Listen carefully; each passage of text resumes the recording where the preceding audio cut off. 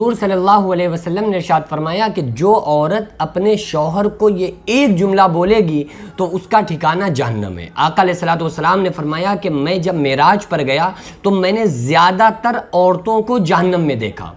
تو صحابہ کرام نے کہا یا رسول اللہ صلی اللہ علیہ وسلم کس وجہ سے؟ تو آقا علیہ الصلوۃ والسلام نے ارشاد فرمایا کہ عورتیں جو ہوتی ہیں یہ ناشکری ہوتی ہیں اور شکر نہیں کرتی ہیں۔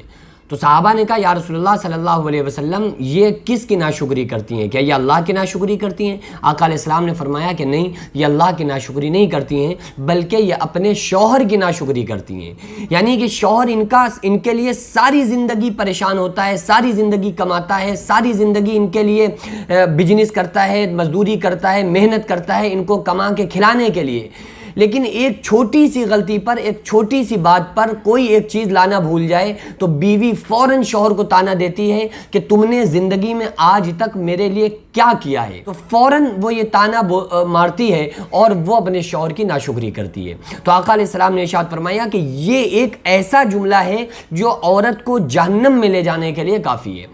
اور آقا علیہ السلام نے کچھ وجوہات بتائیں۔ آقا علیہ السلام نے فرمایا کہ میں نے زیادہ تر عورتوں کو جہنم میں دیکھا، کس وجہ سے؟ ان کی بے پردگی کی وجہ سے۔ جس گھر میں ایسا ہوتا ہے نا کہ جیسے بہت ساری عورتیں نقاب پہن کر باہر نکلیں گی تو نقاب پہن کر نکلیں گی، لیکن اپنے گھر پہ ان کے چونکہ ایک فیملی ہوتی ہے، جوائنٹ فیملی ہے، تو اس میں دیور بھی ہیں، جیٹھ بھی ہیں اور بھی چچا زاد، مامو زاد، بھائی وغیرہ بھی ساتھ رہتے ہیں۔ تو اسلام میں چچا زاد، مامو زاد بھائیوں سے بھی پردے کا حکم ہے کہ ان سے بھی پردہ کیا جائے۔ دیور کے بارے میں تو آقا علیہ السلام نے فرمایا کہ دیور بھابھی کے لیے موت ہے، کیونکہ دیور اور بھابھی میں چونکہ مذاق ہے تو اسی لیے مذاق بنا ہوا ہے۔ اسلام نے اسی وجہ سے ایسے مذاق سے منع فرمایا ہے۔ تو آقا علیہ السلام نے دیور کے لیے بتایا ہے کہ دیور جو ہے بھابھی کے لیے موت ہے، بہت زیادہ بچ کے رہنا چاہیے اور اس سے پردہ فرض اسلام نے بتایا ہے۔ دوسری چیز زبان درازی کی وجہ سے، کیونکہ عورت جو ہوتی ہے وہ زبان درازی کی وجہ سے آقا علیہ السلام نے فرمایا میں نے زیادہ تر عورتوں کو جہنم میں دیکھا ہے۔ کچھ عورتیں سوچتی ہوں گی کہ بھائی ساری جو شریعت ہے وہ صرف بیویوں کے اوپر ہے، شوہر کے اوپر کوئی نہیں ہے۔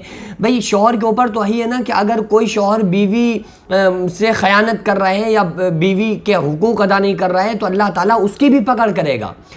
اور ثواب کتنا بڑا ہے؟ آقا علیہ السلام نے فرمایا محبت سے بیوی کے منہ میں ایک لقمہ رکھنا صدقے کا ثواب ہے، لیکن جلدی کوئی شوہر یہ صدقے کا ثواب نہیں لے رہے ہوتے۔ اس کے علاوہ آقا علیہ السلام نے فرمایا کہ جو بیوی کو دبا کے چلتا ہے وہ کمینہ آدمی ہے، اور شریف آدمی بیوی سے دب کے چلتا ہے۔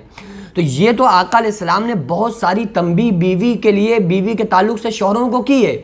وہ عمل نہیں کر رہے ہیں تو اس کا مطلب یہ تھوڑی ہے کہ شوہر اگر ہمارا بدتمیز ہے تو بیوی بدتمیز ہو جائے گی۔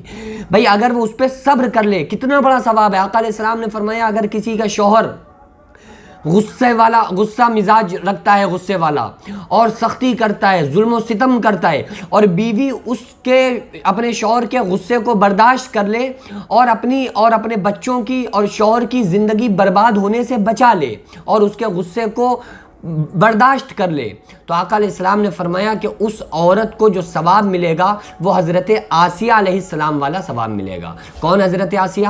فرعون کی بیوی حضرت آسیہ، کہ جب یہ نماز پڑھتی تھیں تو فرعون ان کے ہاتھوں میں میخیں ٹھکوا دیتا تھا، کیلیں ٹھکوا دیتا تھا، لیکن پھر بھی یہ اللہ کے دین سے نہیں پھریں، اور شوہر کا اتنا زیادہ ظلم برداشت کرنے کے بعد بھی یہ اللہ کی فرما بردار بن کر انہوں نے زندگی کو گزارا۔ تو اتنا بڑا ثواب اللہ تعالیٰ اس عورت کو عطا فرماتا ہے جو اپنے شوہر کو برداشت کر لے اگر وہ ناجائز پریشان کر رہا ہے۔ یہ بھی نہیں، حد بھی کراس نہیں ہونا چاہیے۔ شوہر زیادہ کر رہا ہے تو پھر تو میرا یہی کہنا ہے کہ آپ پوری طرح سے بات کریں اور اس چیز کو سامنے لے کر آئیں، اور جیسا شوہر چاہتا ہے آپ اس چیز کو پھر کھولیں۔ بہت ساری عورتیں گھٹ گھٹ کے رہ رہی ہوتی ہیں تو یہ بھی عورتوں کو نہیں کرنا چاہیے۔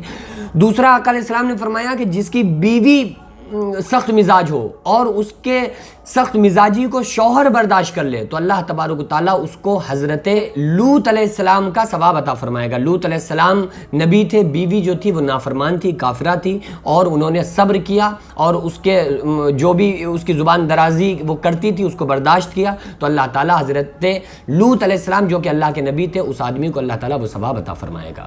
تو اس لیے بیویوں کو چاہیے کہ شوہر سے بات کرتے وقت بہت ہی دائرے کے اندر رہیں۔ شوہروں کو چاہیے کہ اپنی بیویوں سے محبت محبت کریں. یہ گاڑی ایسے ہی چلتی ہے. اگر اس طرح سے دونوں لوگ آپس میں نہیں رہیں گے, اسلام کو فالو نہیں کریں گے, اور دونوں لوگ آپس میں تھوڑا تھوڑا ایک دوسرے کو برداشت نہیں کریں گے, تو یہ اکثر پھر یہ گاڑی لائن سے جب پٹری سے ہٹتی ہے تو پھر اکثر زندگیاں برباد ہوتی ہیں.